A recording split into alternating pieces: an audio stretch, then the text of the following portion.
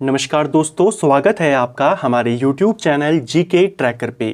देखिए फ्रेंड, आज की वीडियो में हम बात करेंगे जो हमारी एक सीरीज़ है इंडियन कॉन्स्टिट्यूशन MCQ सीरीज़, जिसमें हम पूरे भारतीय संविधान को MCQ के फॉर्मेट में कवर कर रहे हैं। ये हमारी MCQ की 17वीं क्लास यहाँ पे हम कवर करेंगे भारतीय संविधान से। लास्ट वीडियो में हमने संसदीय कार्य प्रणाली के बारे में बात करी थी। हमारा जो केंद्रीय प्रशासन है हम उसको पूरा देख चुके हैं।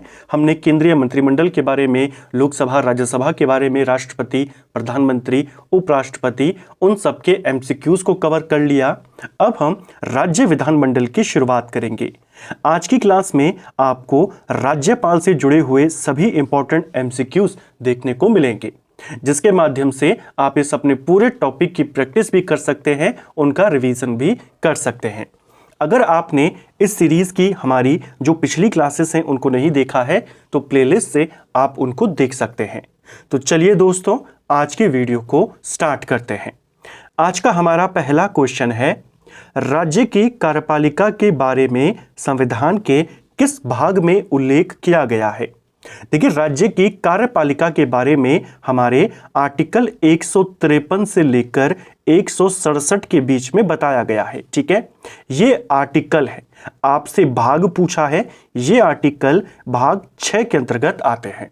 सही आंसर हो जाएगा ऑप्शन बी। ठीक है, इसी भाग 6 में 153 से 167 तक के आपके आर्टिकल्स हैं प्रमुख, जिसमें राज्यपाल से जुड़े अनुच्छेद हैं, मुख्यमंत्री से जुड़े, महाधिवक्ता से जुड़े, मंत्रिपरिषद से जुड़े हुए अनुच्छेद हैं। ठीक है, अगला, किसी राज्य के राज्यपाल के संबंध में निम्न कथनों पर विचार करें। पहला, इसे राष्ट्रपति नियुक्त करता है। देखिए, राज्यपाल जो होता है किसी भी राज्य का, वो संवैधानिक प्रमुख होता है। ठीक है, राज्य में केंद्र सरकार का प्रतिनिधि राज्यपाल ही होता है। ठीक है, राज्यपाल की नियुक्ति राष्ट्रपति के द्वारा ही की जाती है। ठीक है, पहला आपका बिल्कुल सही है। दूसरा, राष्ट्रपति की इच्छा अनुसार यह पद पर रहते हैं, ये भी सही है। देखिए, राज्यपाल का कार्यकाल निश्चित नहीं है, उन्हें जब चाहे राष्ट्रपति पद से हटा सकते हैं। आमतौर पर उनका कार्यकाल 5 साल का होता है। ठीक है, उनमें राज्य की कार्यपालिका शक्ति निहित है, ये आपका बिल्कुल सही है। जैसे केंद्र की जो कार्यपालिका शक्ति है वो राष्ट्रपति में होती है, राज्यों की वो राज्यपाल में होती है। ठीक है, जिनका इस्तेमाल वह स्वयं या अपने अधीनस्थ अधिकारियों के द्वारा करता है। चौथा, सामान्यतः वह 5 वर्ष के लिए पद पर रहता है, ये वाला भी सही है। आपको पूछा है कौन कौन से सही हैं, सभी के सभी चारों के चारों स्टेटमेंट आपके बिल्कुल सही हैं। ठीक है, अगला, अनुच्छेद 153 के अनुसार प्रत्येक राज्य के लिए क्या प्रावधान है? तो आर्टिकल 153, जहां से राज्य कार्यपालिका के अनुच्छेद शुरू होते हैं, 153 के तहत आपका एक राज्यपाल होगा, ये प्रावधान किया गया है। ठीक है, राज्यपाल की नियुक्ति नहीं है, राज्यपाल की नियुक्ति आर्टिकल 155 में है। 153 में यह कहा गया है कि हर राज्य का एक राज्यपाल होगा। ठीक है, अगला, 7वें संशोधन 1956 से राज्यपाल की नियुक्ति में क्या बदलाव आया?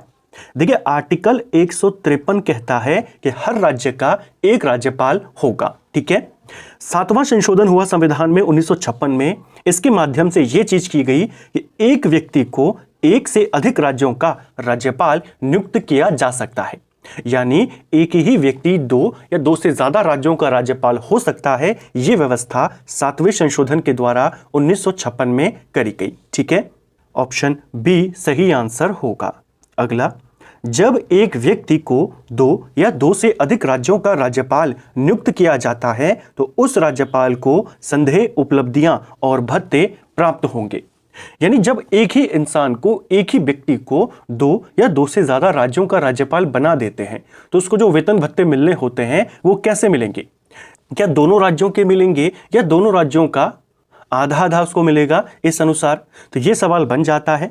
ध्यान रखना, जब एक ही व्यक्ति को 2 से ज्यादा राज्यों का राज्यपाल बनाया जाता है, 2 या 2 से ज्यादा राज्यों का, तो उसको जो वेतन भत्ते मिलते हैं वो राष्ट्रपति जैसा निर्धारित करे वैसा दिया जाता है। राष्ट्रपति के द्वारा कुछ मानक तय किए जाते हैं, उसी मानक के हिसाब से उसे वहां पर वेतन और भत्ते मिलते हैं। ठीक है, राज्य सरकार का कार्यकारी अध्यक्ष या संवैधानिक अध्यक्ष कौन होता है? तो ये होता है राज्य का राज्यपाल। वास्तविक अध्यक्ष या वास्तविक प्रमुख कौन होता है? मुख्यमंत्री। ठीक है। अनुच्छेद 154 के तहत राज्यपाल की कार्यपालिका शक्ति का प्रयोग किसके माध्यम से हो सकता है? आर्टिकल 154 है जो ये कहता है कि राज्यों की कार्यपालिका शक्ति राज्यपाल में निहित होगी और इन शक्तियों का इस्तेमाल राज्यपाल स्वयं या अधीनस्थ अधिकारियों के द्वारा करेगा। जल्दबाजी में आपने मंत्रिपरिषद पे टिक नहीं करना है। एग्जैक्ट वर्ड क्या लिखे गए हैं कॉन्स्टिट्यूशन में वो आपने बताना है, जो यहां पर ऑप्शन ए है। ठीक है। ये बात किसमें कही गई है? 154 में। किसी राज्य में राज्यपाल की नियुक्ति संविधान के किस अनुच्छेद के तहत होती है? राज्यपाल की नियुक्ति से संबंधित है आपका आर्टिकल 155। 153 राज्यपाल के पद से संबंधित है कि राज्यपाल होगा। जो 154 है वो कहता है कि राज्यपाल में राज्य की कार्यपालिका शक्ति होगी जिसका इस्तेमाल वे खुद करेगा या अपने नीचे के जो अधिकारी हैं उनके माध्यम से करेगा। 155 राज्यपाल की नियुक्ति के बारे में बताता है। ठीक है। कि राज्यपाल की नियुक्ति राष्ट्रपति के द्वारा करी जाती है। ठीक है। इसके बाद 156 आता है आर्टिकल जो राज्यपाल की पद अवधि से संबंधित है। कि राज्यपाल जो होगा वो राष्ट्रपति की प्रसाद पर्यंत अपने पद पर बना रहेगा। राष्ट्रपति जब चाहें उनको पद से हटा सकते हैं। ये दो बातें। और एक तीसरी बात भी लिखी गई है कि जब तक नया राज्यपाल नहीं आ जाता है वह अपने पद पर बना रहेगा। ठीक है। अगला, संविधान के मसौदे में निर्वाचित राज्यपालों के प्रावधानों की मूल योजना को छोड़ दिया गया। क्यों छोड़ा गया? देखिए, पहले प्रश्न को समझिए तो आप आसानी से आंसर कर पाएंगे। जब संविधान बन रहा था तो उसमें दो बातें आई थी कि राज्यपाल क्या निर्वाचित होना चाहिए या मनोनीत होना चाहिए। तो वहां पर निर्वाचित वाले सिस्टम को छोड़ दिया गया और यह किया गया कि केंद्र सरकार राज्यपाल को चुनेगी, यानी कि वहां पर नियुक्त करेगी, मनोनीत करेगी। ठीक है। अब निर्वाचित राज्यपाल क्यों नहीं रखा? देखिए, पहला, इसका तात्पर्य होता है एक दूसरा निर्वाचन। मुख्यमंत्री तो निर्वाचित हो ही रहा है, जनता के द्वारा चुना जा रहा है। अब अगर राज्यपाल भी जनता के द्वारा चुन लिया जाता तो दो पावर सेंटर वहां पर बन जाते, क्योंकि दोनों के दोनों जनता के प्रतिनिधि हो गए हैं। तो इसीलिए राज्यपाल को क्या किया गया? निर्वाचन से बाहर किया गया। तो पहला आपका बिल्कुल सही है। निर्वाचन को इसलिए छोड़ा गया ताकि दूसरा निर्वाचन वहां पर ना हो, यानी दो दो जनता के प्रतिनिधि वहां पे ना हो। ठीक है। निर्वाचन प्रमुख राजनीतिक मुद्दों पर लड़ा जाता, ऐसा विचार उस समय नहीं था कि जिस वजह से निर्वाचन का जो योग था कि राज्यपाल निर्वाचित होना चाहिए उसे त्यागा गया। ये तो जाहिर सी बात है कि अगर वोटिंग होगी, अगर जनता वहां पर अपने प्रतिनिधि को चुनेगी, वो किसी भी मुद्दे पर हो सकता है। ठीक है। तो ये वाला उसमें कारण नहीं था। निर्वाचित राज्यपाल अपने को मुख्यमंत्री से बड़ा मानता, यह आपका बिल्कुल सही कारण है। इसलिए छोड़ा गया क्योंकि अगर दोनों ही दोनों जनता के प्रतिनिधि होते तो राज्यपाल खुद को मुख्यमंत्री से ऊपर मानता। होता वो मुख्यमंत्री से ऊपर है, लेकिन उनकी शक्तियां सीमित हैं। उन्हें संवैधानिक दायरे में ही रहकर काम करना है, उनकी व्यवस्थाएं हैं। ठीक है। राज्यपाल को संसदीय प्रणाली के अधीन ही कार्य करना था। तो जो संसदीय प्रणाली है, यानी उनके जो कार्य फिक्स हैं कि वो केवल विधेयकों को अनुमति देंगे, संबोधन अपना देंगे, वही उनके जो कार्य हैं वो संसदीय प्रणाली में जो बताए गए हैं वही करने थे। बाकी जो वास्तविक प्रमुख है वो मुख्यमंत्री है, मंत्रिमंडल की बैठक वो करेंगे, सारे काम वो करेंगे। तो जब राज्यपाल ने संसदीय प्रणाली में रहकर ही काम करना है तो उसे फिर जनता का प्रतिनिधि क्यों बनाया जाए? तो इसीलिए इस वजह से भी निर्वाचन को वहां पर छोड़ा गया। ठीक है। तो क्यों छोड़ा गया? ताकि दूसरा निर्वाचन ना हो, ताकि वो मुख्यमंत्री से खुद को बड़ा ना माने। और तीसरा कारण कि जब काम संसदीय प्रणाली के तहत ही करना है, जिसमें जो प्रमुख होता है वो केवल नाम मात्र का होता है, तो प्रतिनिधि बनाने की आवश्यकता नहीं है। यानी पहला, तीसरा, चौथा यहां पे सही है, दूसरा वाला गलत था। ठीक है। अगला, यदि राष्ट्रपति किसी राज्यपाल को पद से हटाना चाहता है तो क्या होगा? क्या होगा? उसे तुरंत हटाया जा सकता है। राज्यपाल को तुरंत उनके पद से हटाया जा सकता है। कोई महाभियोग करने की आवश्यकता नहीं है, 14 दिन का प्रस्ताव देने की आवश्यकता नहीं है, तुरंत हटाया जा सकता है। ठीक है। अगला, राज्यपाल किसके प्रति उत्तरदायी होता है? जो राज्यपाल होता है वो राष्ट्रपति के प्रति उत्तरदायी होता है, यानी राष्ट्रपति की इच्छा पर ही वो अपने पद पर बना रहता है। केंद्र का प्रतिनिधि होता है, राष्ट्रपति ही इसको नियुक्त करते हैं, राष्ट्रपति ही इनको हटाते हैं। ठीक है। अगला, अनुच्छेद 157 के तहत राज्यपाल बनने के लिए न्यूनतम आयु कितनी होनी चाहिए? तो देखिए, अगर किसी व्यक्ति को राज्यपाल बनना है तो न्यूनतम आयु कितनी होनी चाहिए? आयु से संबंधित जो प्रावधान है वो आर्टिकल 157 में बताए गए हैं। राज्यपाल बनने की अर्हताएं यानी क्या क्या क्वालिफिकेशन होनी चाहिए या क्या क्या योग्यताएं उसमें मांगी गई हैं। दो ही इंपॉर्टेंट बातें हैं। पहला, भारत का नागरिक होना चाहिए और 35 वर्ष की आयु पार कर चुका हो। ऑप्शन बी सही उत्तर होगा। ठीक है। राज्यपाल के वेतन और भत्ते दिए जाते हैं। ये एक बहुत ही सिंपल लेकिन एक बहुत ही इंपॉर्टेंट क्वेश्चन है। थोड़ा सा भी इसको चेंज करने से इसका आंसर बदल जाता है। देखिए, राज्यपाल के जो वेतन और भत्ते हैं वो दिए जाते हैं राज्यों की जो कंसोलिडेट फंड होता है, यानी जो राज्यों की संचित निधि है उसमें से दिए जाते हैं। ठीक है। दो चीजों को ध्यान रखना, राज्यपाल जब पद पर है तो उसे जो वेतन दिया जाएगा वो राज्यों की संचित निधि से दिया जाएगा, और जब राज्यपाल सेवानिवृत्त हो जाता है उसे जो पेंशन आदि दी जाती है वो भारत की संचित निधि से दी जाती है।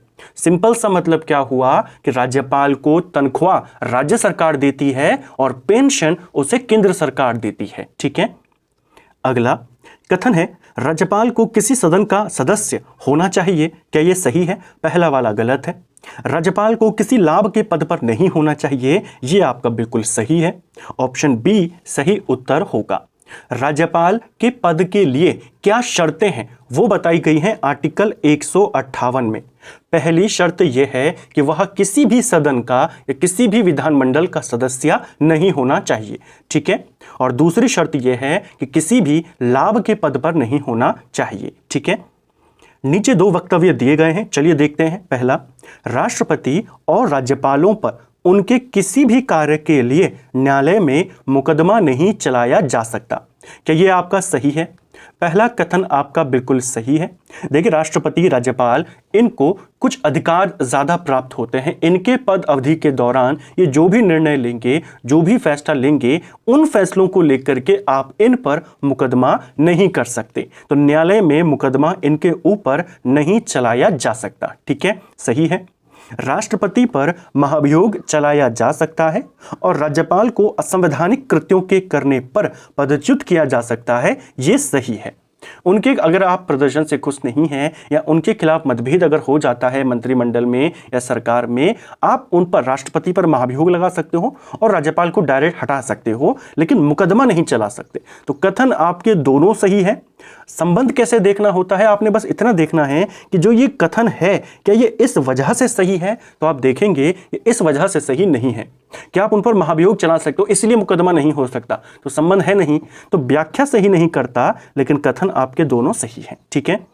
अगला, संविधान के अनुच्छेद 156 में उपबंध है कि राज्यपाल अपने पद ग्रहण की तारीख से 5 वर्ष की अवधि तक पद धारण करेगा। इससे निम्न में से कौन सा निष्कर्ष निकाला जा सकता है? अभी हमने ऊपर देखा कि आर्टिकल 156 राज्यपाल की पद अवधि से संबंधित है। ठीक है। अपने पद ग्रहण करने की तारीख से 5 वर्षों तक वो रहेगा। ठीक है। चलिए देखते हैं कौन सा वाला सही है। पहला, किसी राज्यपाल को उसकी पद अवधि से पूर्व पद से हटाया नहीं जा सकता। क्या यह सही है आपका? पहला गलत है। 5 साल का होता है नॉर्मली, लेकिन आप समय से पहले भी उसको हटा सकते हो। ठीक है। कोई राज्यपाल 5 वर्ष की अवधि के बाद अपने पद पर बना नहीं रह सकता, यह भी गलत है। राष्ट्रपति चाहे तो उन्हें 10 साल के लिए रहने दे सकते हैं और जब तक नया राज्यपाल आता नहीं है तब तक वो भी पद पर बने रहते हैं। ठीक है। तो यहां पर दोनों के दोनों कथन आपके बिल्कुल के बिल्कुल गलत हैं। Option D. अगला, किसी भारतीय राज्य के राज्यपाल से संबंधित निम्न कथनों में से कौन सा कथन सत्य नहीं है? राज्यपाल से जुड़े हुए 4 स्टेटमेंट देखिए। पहला, वह भारत के राष्ट्रपति के द्वारा नियुक्त होता है, सही है। वह 1 से अधिक राज्यों का राज्यपाल हो सकता है, सही है। वह 5 वर्ष तक पद पर रहता है, यह भी सही है। यदि संबंधित राज्य की व्यवस्थापिका उसे पद से हटाए जाने का प्रस्ताव स्वीकार करती है तो वह पद अवधि से पूर्व भी पदमुक्त किया जा सकता है। राज्य की व्यवस्थापिका यानी कि जो वहां की विधानसभा है, अगर विधानसभा ने राज्यपाल के खिलाफ प्रस्ताव पारित कर दिया तो क्या उसे हटाना होगा? गलत। विधानमंडल का कोई भी इसमें रोल नहीं होता। राष्ट्रपति यानी केंद्र सरकार की मदद से या केंद्र सरकार की सलाह पर राष्ट्रपति ही इसे हटाता है। ठीक है। अगला, यदि एक राज्यपाल का कार्यकाल समाप्त हो जाए और नया राज्यपाल नियुक्त ना हो तो क्या होगा? अगर एक राज्यपाल का कार्यकाल समाप्त होता है, नए को अभी नियुक्त नहीं किया है या नए व्यक्ति को अतिरिक्त प्रभार नहीं दिया है, तब तक पुराना वाला अपने पद पर बना रहेगा। ऑप्शन बी, ठीक है। निम्न में से कौन राज्यपाल को पद की शपथ ग्रहण करवाता है? देखिए, राज्यपाल के द्वारा शपथ ग्रहण का उल्लेख आर्टिकल 159 में है। उसमें क्लियरली बताया गया है कि राज्यपाल को हाई कोर्ट के मुख्य न्यायाधीश, और अगर वो उपलब्ध नहीं है तो हाई कोर्ट के जो सीनियर मोस्ट जज होते हैं उप मुख्य न्यायाधीश के बाद, वो शपथ दिलाते हैं। ठीक है, किसमें है शपथ? 159 में। राज्यपाल के संदर्भ में निम्न में से कौन सा कथन सत्य नहीं है, यानी गलत कौन सा है? देखिए, वह राज्य की विधायिका का अंग होता है, बिल्कुल सही है। वह मृत्यु दंड को क्षमा कर सकता है, ये वाला गलत हो जाएगा। देखिए, भारत के राष्ट्रपति को मृत्यु दंड का क्षमा करने की शक्तियां प्राप्त है। क्षमादान की शक्तियां दोनों को मिली है, राष्ट्रपति को भी, राज्यपाल को भी। राज्यपाल की क्षमादान की शक्तियां आर्टिकल 161 में बताई गई है। राज्यपाल राज्य सूची के विषयों पर क्षमादान कर सकता है। ठीक है, राज्यपाल दोषी व्यक्ति के दंड को कम कर सकता है, दंड की प्रवृत्ति में या उसकी प्रकृति में परिवर्तन कर सकता है, लेकिन मृत्यु दंड को वो माफ नहीं कर सकता। मृत्यु दंड को क्षमा करने का अधिकार केवल और केवल राष्ट्रपति को है। तो सेकंड वाला गलत है। ठीक है, वह राज्य के उच्च न्यायालयों के न्यायाधीशों की नियुक्ति नहीं करता, यह सही है। चाहे वो हाई कोर्ट हो चाहे सुप्रीम कोर्ट हो, जजों को नियुक्त करने का काम राष्ट्रपति ही करता है। ठीक है, उसके पास आपातकालीन शक्तियां नहीं है, यह भी सही है। आपातकालीन शक्तियां नहीं होती है राज्यपाल पर, क्षमादान की शक्तियां होती हैं, वो भी मृत्यु दंड को छोड़ करके। ठीक है, अगला आर्टिकल 165 के तहत महाधिवक्ता की नियुक्ति कौन करता है? तो महाधिवक्ता जो होता है वो राज्य का सर्वोच्च कानूनी अधिकारी होता है, जिसे राज्यपाल नियुक्त करता है। ऑप्शन बी सही उत्तर होगा। किस आर्टिकल के तहत? 165। महाधिवक्ता का कार्यकाल कितना होता है? इसका कार्यकाल निश्चित नहीं है, राज्यपाल के प्रसाद पर्यंत अपने पद पर बना रहता है। अगला, राज्यपाल को सूचना देने का मुख्यमंत्री का दायित्व से संबंधित अनुच्छेद कौन सा है? राज्यपाल को सूचना देने का, राज्यपाल को इंफॉर्मेशन देने का जो दायित्व है वो मुख्यमंत्री का है। ये आर्टिकल 167 में कहा गया है। ऑप्शन बी सही उत्तर होगा। ठीक है, यानी राज्यपाल और विधानमंडल के बीच की कड़ी कौन होगा? मुख्यमंत्री। किसमें कहा है? 167 में। ठीक है, राज्यपाल का राज्य विधायिका के जो सदन होते हैं, अगर किसी राज्य में 2 सदन है, विधान परिषद और विधानसभा, या एक ही सदन है, उन सदनों को अपना संदेश भेजने का अधिकार या अपना संबोधन देने का अधिकार, यह है आर्टिकल 175 में। वहां पर संबोधन है, अगर विशेष संबोधन हो राज्यपाल का, वो 176 में है। ठीक है, संविधान के किस अनुच्छेद के अंतर्गत राज्यपाल राष्ट्रपति के अनुमोदन के लिए किसी विधेयक को भेज सकता है? तो देखिए, राज्यपाल के पास यह अधिकार है कि अगर उसे लगता है कोई विधेयक है जिस पर राष्ट्रपति की अनुमति अनिवार्य है, तो वो विधेयक को अपने पास रख लेता है राष्ट्रपति के पास भेजने के लिए। 2 आर्टिकल है इंपॉर्टेंट, आप उनको ध्यान रखेंगे, 200 और आर्टिकल 201। ठीक है, जब कोई विधेयक पारित होता है विधानसभा से, वो राज्यपाल के पास जाएगा। राज्यपाल इन 2 आर्टिकल के तहत काम कर सकता है। पहला है 200, इसके तहत राज्यपाल उन विधेयकों को स्वीकृति प्रदान करेगा। ठीक है, 200 के तहत। 201 के तहत राष्ट्रपति की इच्छा के लिए या उनकी स्वीकृति के लिए अपने पास रख लेगा। आपसे राष्ट्रपति का पूछा है 201। ठीक है, अनुच्छेद 213 के तहत राज्यपाल को कौन सी शक्ति प्राप्त है? तो अध्यादेश जारी करने की शक्ति प्राप्त है। राज्यपाल भी अध्यादेश जारी कर सकता है उस राज्य में जहां का वो राज्यपाल है। यही शक्ति आर्टिकल 123 में राष्ट्रपति के पास है और 213 में राज्यपाल के पास है।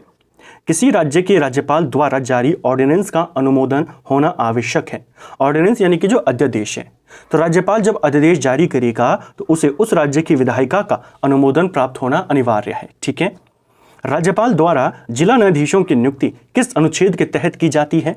जिला न्यायाधीशों की नियुक्ति राज्यपाल करता है हाई कोर्ट के जजेस की सिफारिशों पर, हाई कोर्ट की सिफारिश पर 233 के तहत।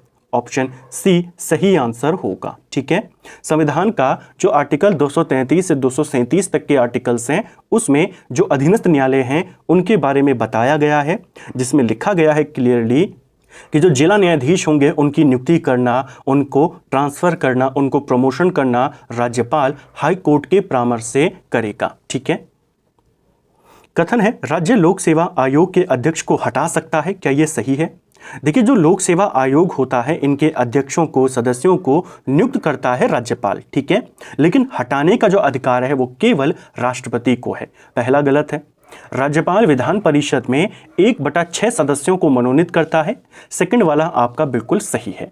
आपको पूछा है कौन सा सही है, केवल सेकंड कथन सही है। यदि राज्य में संवैधानिक तंत्र विफल हो जाए तो राज्यपाल क्या करेगा? संवैधानिक तंत्र विफल हो जाए तो वो राष्ट्रपति को सिफारिश करेगा, राष्ट्रपति शासन की। ऑप्शन बी सही आंसर होगा। निम्न में से कौन सी किसी राज्य के राज्यपाल को दी गई विवेकाधीन शक्तियां हैं? यानी इनमें से कौन सी ऐसी पावर हैं जिनका इस्तेमाल राज्यपाल अपने विवेक अनुसार करता है? पहला, भारत के राष्ट्रपति को राष्ट्रपति शासन अधिरोपित करने के लिए रिपोर्ट भेजना। यह राज्यपाल अपने विवेक के अनुसार करता है, सलाह पर नहीं करता। अगर राज्यपाल को लग जाए कि राज्य में सरकार अब नहीं बची है या सरकार बनाना अब संभव नहीं है, तो वो अपने विवेक के अनुसार राष्ट्रपति को सिफारिश कर सकता है, राष्ट्रपति शासन की। ठीक है। मंत्रियों की नियुक्ति करना ये गलत है। मंत्रियों की नियुक्ति वो मंत्रिपरिषद या मुख्यमंत्री की सलाह पर करेगा, तो यहां पर वो अपने विवेक से काम नहीं कर सकता। ठीक है। राज्य विधानमंडल द्वारा पारित विधेयकों को राष्ट्रपति के विचार के लिए आरक्षित करना, ये वो स्वयं कर सकता है। अगर उसे लगता है कि इस कानून पर राष्ट्रपति की अनुमति अनिवार्य है तो फिर रख लेगा, इसमें उसका अपना विवेक काम करेगा। राज्य सरकार के कार्य संचालन के लिए नियम बनाना ये उसके अधिकार में नहीं है। तो केवल पहला और तीसरा है जिसमें वो अपने विवेक अनुसार काम कर सकता है, ऑप्शन बी। राज्यपाल को कितने वर्षों में पंचायत और नगर निकायों के लिए वित्त आयोग का गठन करना होता है? तो देखिए, वित्त आयोग जो राज्य वित्त आयोग होता है, जो पंचायतों नगर निकायों में वित्त की व्यवस्था को देखता है, वित्तीय स्थिति को देखता है, राज्य वित्त आयोग का गठन राज्यपाल करता है, 5 साल के लिए करता है। ठीक है। राज्यपाल द्वारा अध्यादेश जारी करने की शक्ति का उपयोग कब किया जाता है? तो 213 के तहत राज्यपाल अध्यादेश जारी कर सकता है। ऐसा अध्यादेश वो तब जारी करेगा जब विधानमंडल सत्र से बाहर हो और तत्काल जरूरत हो, यानी सत्र ना चल रहा हो तब अध्यादेश लाया जा सकता है। ठीक है। निम्नलिखित में से कौन स्वतंत्र भारत के किसी राज्य की पहली महिला राज्यपाल बनी थी? तो देश की पहली महिला जो किसी राज्य में राज्यपाल बनी वो सरोजनी नायडू थी। ऑप्शन ए सही आंसर होगा। पहली महिला जो राज्य में मुख्यमंत्री बनी वो सुचिता कृपलानी थी। लेकिन अगर राज्यपाल पूछेगा, राज्यपाल बनने वाली पहली महिला सरोजनी नायडू थी जो उत्तर प्रदेश की राज्यपाल बनी थी। ठीक है। तो इन्हें भी आपने ध्यान रखना है। तो फ्रेंड्स, ये था हमारा आज का वीडियो जिसमें हमने जो हमारी संविधान एमसीक्यू वाली सीरीज है उसमें 17वीं क्लास को देखा। राज्य विधान विधायिका की हमने शुरुआत करी, राज्य कार्यपालिका की, और राज्यपाल से जुड़े हमने सभी क्वेश्चंस को देखा। अगली क्लास में मुख्यमंत्री, विधानमंडल, उनके मंत्रिपरिषद, उनसे संबंधित एमसीक्यूज को देखेंगे। उम्मीद करता हूं आपको आज का वीडियो पसंद आया होगा। अगर आपको ये वीडियो पसंद आई है तो वीडियो को लाइक करें, चैनल पर नए हैं चैनल को सब्सक्राइब करें, अपने दोस्तों के साथ शेयर करें। वीडियो आपको कैसा लगा कमेंट बॉक्स में हमें ज़रूर बताएं। Thank you friends.